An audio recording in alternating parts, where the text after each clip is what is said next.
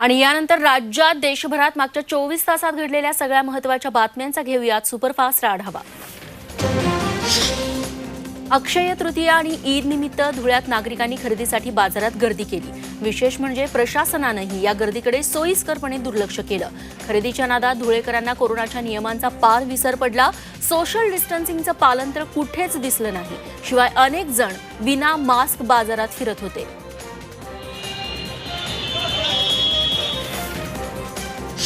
नागपुरातील मेयो रुग्णालयात PM care निधीतून 150 आणि राज्य शासनाकडून 40 व्हेंटिलेटर्स उपलब्ध झाली आहेत। मात्र त्यापैकी 13 व्हेंटिलेटर कायमची नादुरुस्त आहेत। त्यातल्या 31 व्हेंटिलेटरच्या दुरुस्तीचं काम सुरू आहे। कोविडमध्ये व्हेंटिलेटरची आवश्यकता असतानाही मेयोतले 44 व्हेंटिलेटर्स कामी येत नाहीयेत। त्याकडे तातडीनं लक्ष देण्याची गरज आहे।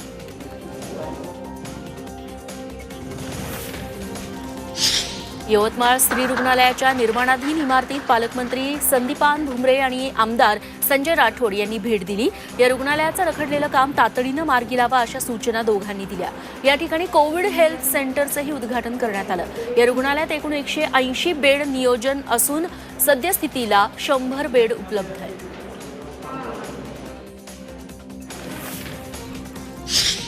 मुंबईत आतापर्यंत 10 वर्षांखालील 11,000हून अधिक मुलांना कोरोनाचा संसर्ग झालाय, तर 17 मुलांना जीव गमवावा लागलाय। पालिकेतर्फे बुधवारी उच्च न्यायालयात याबाबत माहिती देण्यात आली।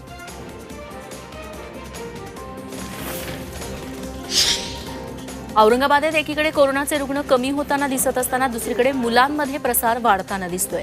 गेल्या 2 दिवसात औरंगाबादेत 57 लहान मुलांना कोरोनाची लागण झाली आहे। 1 वर्षांपासून ते 13 वर्षांपर्यंतच्या मुलांमध्ये कोरोनाचा धोका वाढल्याचं डॉक्टरांनी सांगितलं। त्यामुळे औरंगाबादकरांची चिंता वाढली आहे।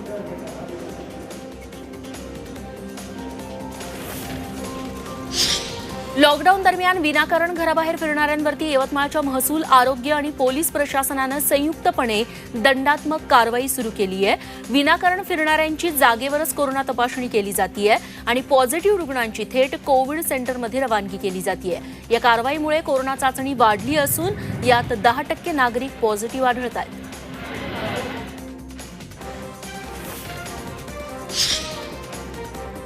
देशातला लसींचा तुटवडा भरून काढण्यासाठी सीरम आणि भारत बायोटेकनं कंबर कसली आहे। ऑगस्टपासून सीरम दर महिना 10 कोटी तर भारत बायोटेक 7,80,00,000 लसी बनवणार आहे। दोन्ही कंपन्यांनी लस निर्मिती अहवाल सरकारला सादर केला। त्यात दोन्ही कंपन्यांनी लस निर्मितीचा वेग आणखी वाढवण्याचं वचन सरकारला दिलंय।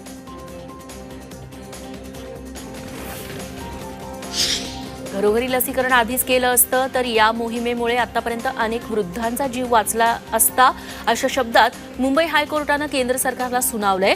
परदेशात अनेक ठिकाणी घरोघरी जाऊन लसीकरणावरती भर दिला जातोय। भारतात केंद्र सरकारनं किमान ज्येष्ठ नागरिकांसाठी तरी ही सुविधा सुरू करायला हवी होती, असं मत कोर्टानं नोंदवलंय।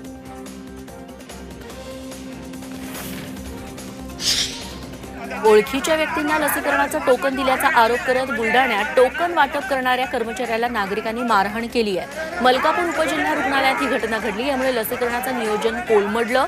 लसीकरणासाठी 2000 नागरिक इथं जमले होते। चंद्रपूर जिल्ह्यात 6 दिवसांच्या प्रतीक्षेनंतर आज लसी उपलब्ध झाल्या। त्यामुळे ज्येष्ठ नागरिकांनी लसीकरण केंद्रावरती पहाटे 4 वाजल्यापासूनच रांगा लावल्या। जिल्ह्यात 28,300 कोविशिल्ड तर फक्त 200 कोवॅक्सिन लसी उपलब्ध झाल्या।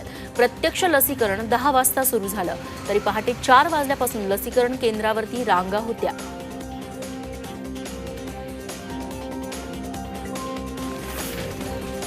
नागपुरात म्युकरमायकोसिसवरती आवश्यक अँटीफंगस औषधांची मागणी पूर्वीच्या तुलनेत प्रचंड वाढली आहे। त्यामुळे आता बाजारात म्युकरमायकोसिसवरील औषधांचा तुटवडा जाणवू लागलाय। कोविडवरती मात केलेल्या रुग्णांमध्येच या काळ्या बुरशीचं संक्रमण वाढतंय। त्यामुळे या आजारावरील एम्फोटेरिसिन बी, फोटॉन आणि लिपोसोमॉलच्या मागणीमध्ये 200 पटींनी वाढ झाली आहे। ही औषध उपलब्ध होत नसल्यानं आता रुग्णांच्या नातेवाईकांचा जीव टांगणीला लागलाय।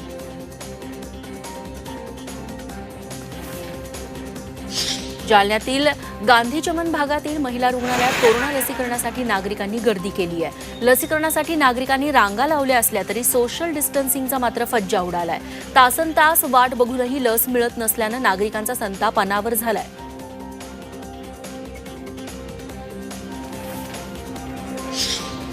ईदच्या पार्श्वभूमीवर मुंब्रा इथं प्रचंड गर्दी बघायला मिळाली. रस्त्यावरती पाय ठेवायला देखील जागा नव्हती. अमृतनगर ते कौसापर्यंत रस्त्यावरती नागरिक कोणतेही नियम न पाळता फिरताना आढळले. विशेष म्हणजे ही गर्दी रोखण्यासाठी पोलीस किंवा पालिका कर्मचारी देखील तिथं हजर नव्हते. मालेगावात रमजान ईदच्या खरेदीसाठी काल संध्याकाळपासून शहरातील किदवाई रोड या मुख्य रस्त्यावरती खरेदीसाठी मोठी गर्दी उसळली. अनेकांनी मास्क देखील लावलेले नव्हते, तर सोशल डिस्टन्सिंगही पाळलं गेलं नाही. कोरोनाचा संसर्ग लक्षात घेत अखेर पोलिसांनी रात्री या रस्त्यावरती बॅरिकेड्स लावून रस्ते आणि दुकानं बंद केली.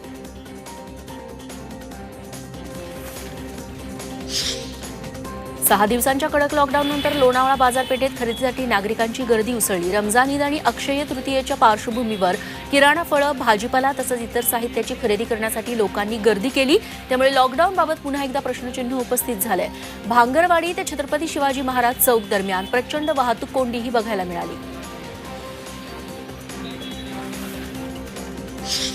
वाशिम जिल्ह्यात कडक लॉकडाऊन लावण्यात आला. या दरम्यान मुस्लिम समाजाला रमजान ईद घरगुती पद्धतीनं साजरं करण्याचं आवाहन करण्यात आलंय. तसंच या सणानिमित्त रॅली, पथसंचलन, मिरवणूक तसंच गर्दी होणारे कोणतेही कार्यक्रम करू नयेत असं सांगण्यात आलंय. यासोबतच कंटेनमेंट झोनमध्ये पोलीस वाहनावरील लाऊडस्पीकरद्वारे नागरिकांना घरात राहण्याचं आवाहन केलं जात आहे.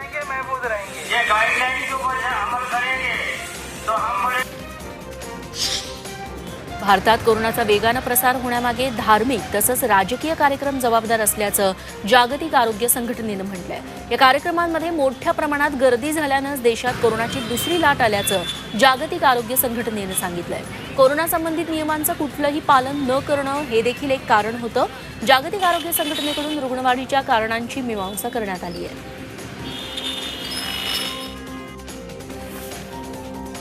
ज्येष्ठ नागरिक आणि दिव्यांगांना दुसरा डोस नोंदणी शिवाय देण्याचा निर्णय मुंबई महापालिकेनं घेतलाय. 60 वर्षांवरचे लाभार्थी दिव्यांगांना सोमवार, मंगळवार आणि बुधवारी ही सुविधा उपलब्ध असेल.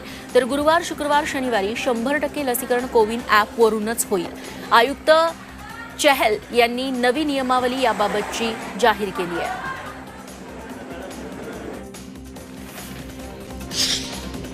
रशियातून स्पुटनिक व्ही लसीची दुसरी खेप उद्या भारतात येणार आहे. या लसीची पहिली खेप 1 मे रोजी भारतात आली होती. ही लस गमालिया इन्स्टिट्यूटने तयार केली आहे. लसीच्या उत्पादनासाठी रेड्डीज लॅबोरेटरीजने रशियन डायरेक्ट इन्व्हेस्टमेंट फंड यांच्याशी करार केलेला आहे. या लसीची परिणामकारकता 92% असल्याचं सांगण्यात येतं.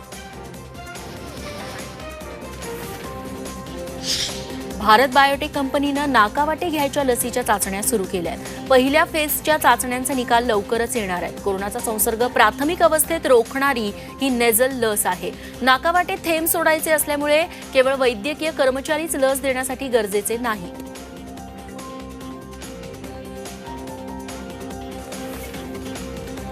कोरोनातून बरे झाल्यावर 6 महिने कोरोना प्रतिबंधक लस घेऊ नका असा सल्ला केंद्र सरकारच्या समितीनं दिलाय. लसीची मागणी अफाट आणि तुटवडा मोठा आहे. बरे झालेले रुग्ण लस कधी घ्यावी या संभ्रमात आहेत. याआधी 3 महिने लस नाही घेतली तरी चालेल असं सांगितलेलं. आता तो कालावधी 6 महिन्यांवर आणल्याची माहिती सूत्रांनी दिली आहे. झायडस कॅडिला कंपनीच्या झायकोव्ह डी या लसीच्या तिसऱ्या टप्प्यातली चाचणी पुण्यातल्या 2 रुग्णालयात होणार आहे. देशात 40 सेंटर्सवरती 28,000 स्वयंसेवकांवरती या चाचण्या केल्या जातील. विशेष म्हणजे 12 ते 18 वयोगटातल्या 500 ते 600 मुलांवरती ही चाचणी होणार आहे. मुंबई महापालिकेप्रमाणे आता पुणे महापालिकेनंही लस खरेदीसाठी ग्लोबल टेंडर काढणार आहे. मनपानं जवळपास 60 लाख लस खरेदीचं नियोजन केलंय. याच्या निविदा प्रक्रियेसाठी आज प्रशासनाची बैठक होतीये. लसींचा तुटवडा जाणवत असल्यानं महापालिकेनं हा निर्णय घेतलाय.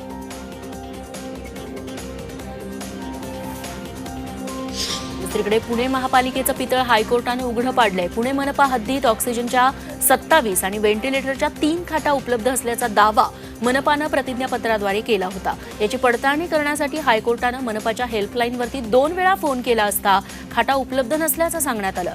यावरून हायकोर्टानं पुणे महानगरपालिका प्रशासनाला चांगलंच फैलावर घेतलं.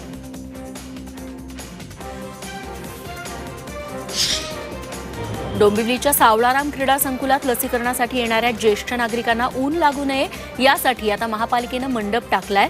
याआधी लसीकरणाला येणाऱ्या नागरिकांना उन्हात उभं राहावं लागत होतं. याबाबत झी 24 तासनं बातमी दाखवताच मनपा प्रशासन खडबडून जागं झालं आणि त्यांनी मंडपाची व्यवस्था केली. त्यामुळे नागरिकांना काहीसा दिलासा मिळालाय.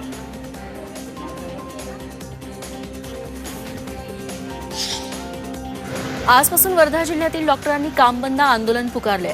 आरोग्य विभागाच्या वरिष्ठ अधिकाऱ्यांना आमदार रणजित कांबळे यांच्याकडून झालेल्या अश्लील शिवीगाळ प्रकरणी तसंच जीवे मारण्याच्या धमकीवरून हे आंदोलन पुकारण्यात आलंय. कोविड अत्यावश्यक सेवा वगळता इतर वैद्यकीय सेवा बंद करण्यात येणार आहेत. त्यामुळे रुग्णसेवेवरती परिणाम होण्याची शक्यता आहे.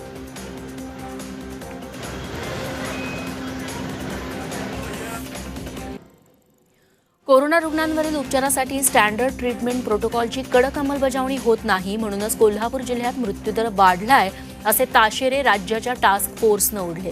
इतकंच नाही तर कोरोना रुग्णांच्या मृत्यूचं ऑडिट केलं जात नाही असं देखील टास्क फोर्सनं निरीक्षण नोंदवलंय. भाजप आमदार अतुल भातखळकरांनी उपमुख्यमंत्री अजित पवारांवरती टीका केली आहे.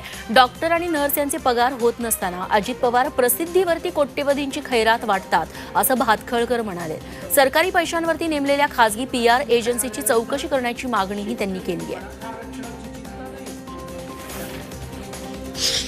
लॉकडाऊनमुळे अडचणीत आलेल्या शेतकऱ्यांना गांजाची शेती करायला परवानगी द्या अशी मागणी माजी मंत्री सदाभाऊ खोत यांनी केली आहे. बार मालकांसाठी पत्र लिहिणारे शरद पवार शेतकऱ्यांच्या विषयी पत्र केव्हा लिहिणार असा टोलाही त्यांनी लगावलाय.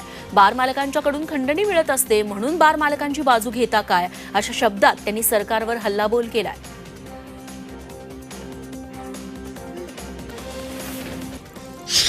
कोरोनाचा प्रादुर्भाव वाढल्यामुळे 14 मे पासून पुणे मुंबई डेक्कन क्वीन एक्सप्रेस देखील रद्द करण्याचा निर्णय घेण्यात आलाय. याआधी इंद्रायणी एक्सप्रेससह अन्य गाड्या रद्द करण्यात आल्या होत्या.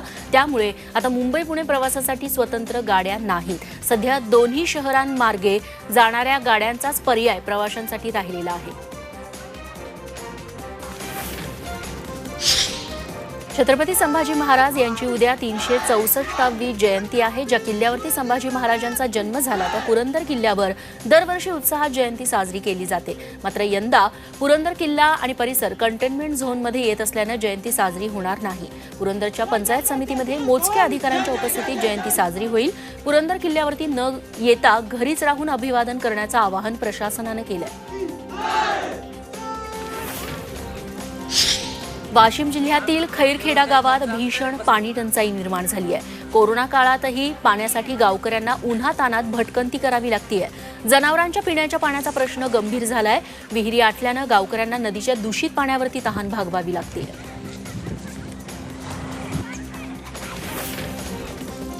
कोरोनाच्या काळात लॉकडाऊनमुळे लोक मेटाकुटीला आले. त्यात आता किराणा मालाचे भाव सुद्धा गगनाला भिडलेत. खास करून खाद्यतेलाच्या किमतीत तब्बल 60% जास्त वाढ झाली आहे. 150 रुपये लिटर असलेलं तेलानं आता 220 रुपयांपर्यंत भाव वाढलेला आहे. त्यामुळे सर्वसामान्यांचं बजेट पुरतं कोलमडलंय. रायगड जिल्ह्यातील महाडच्या माजी नगराध्यक्ष भारती सकपाळ यांच्या विरोधात गुन्हा दाखल करण्यात आलाय.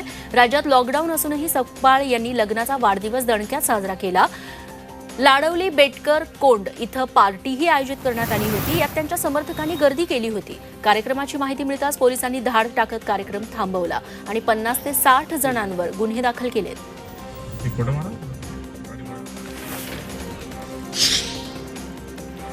फेसबुक हॅक होणं, तुमच्या नावानं कुणीतरी खोटं खातं उघडणं या प्रकारात वाढ झाली आहे. बनावट खातं उघडून किंवा हॅक करून फ्रेंड रिक्वेस्ट पाठवून पैसे मागण्याचे प्रकार वाढत चाललेत. आता तर थेट कोरोना झालाय, हॉस्पिटलमध्ये आहे, पैशांची गरज आहे असं सांगून फसवणुकीचे प्रकार वाढलेत. गेल्या 3 महिन्यात एकट्या औरंगाबादेत अशा 48 तक्रारी नोंद झाल्या आहेत. मात्र तक्रारी न करणाऱ्यांचा आकडा मोठा असल्याचं पोलिसांनी सांगितलं. पालघर जिल्ह्यातील तारापूर औद्योगिक क्षेत्रात भीषण आग लागली. सिने कंपनीच्या शेजारी रस्त्यावरती उभ्या असलेल्या केमिकल टँकरला ही आग लागली.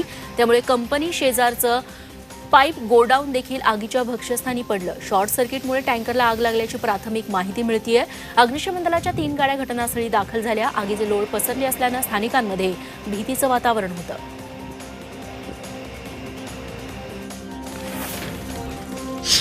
विरारमध्ये नारंगी बायपास रोडवरच्या नाना अपार्टमेंटचा काही भाग कोसळला. सकाळच्या सुमारास ही दुर्घटना घडली. सुदैवाने यात कोणतीही जीवितहानी झालेली नाही. वसई विरार अग्निशमन दलाच्या जवानांनी इमारतीतल्या रहिवाशांना सुखरूप बाहेर काढलं. इमारतीचा सज्जा तळमजल्यावरच्या दुकानांवर कोसळला. ही इमारत किती जुनी होती याची माहिती अद्याप मिळू शकली नाही.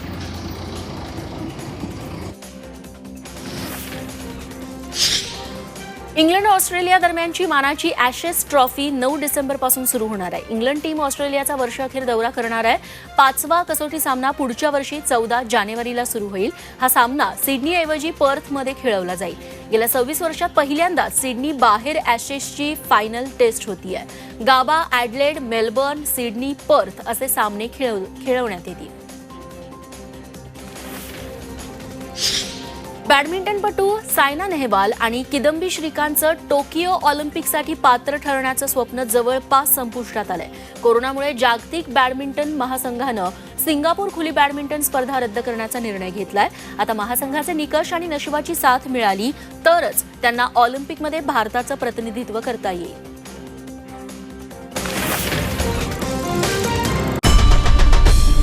आई भवानीचा गजर म्हणजे Zee 24 तास